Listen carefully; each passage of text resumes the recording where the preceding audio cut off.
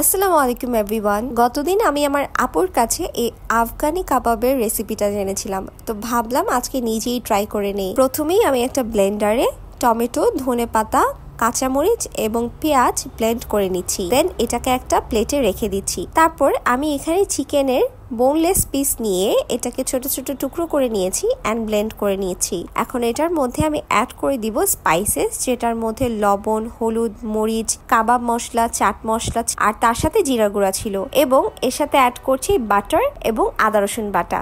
সবকিছুকে মেখে আমি আধা ঘন্টার জন্য ফ্রিজে রেখে দিচ্ছি। দেন দুইটা ব্রেডের স্লাইস পানিতে ডুবিয়ে খুব সুন্দরভাবে চিপে নিচ্ছি এবং এটার সাথে খুব সুন্দরভাবে মিক্স করে নিচ্ছি।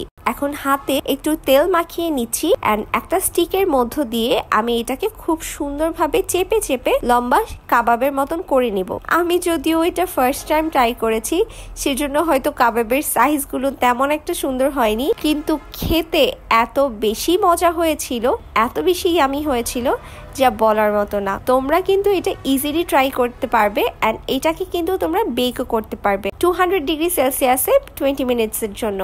So if you like my video, do not forget to follow my channel. Thanks for watching. Tada!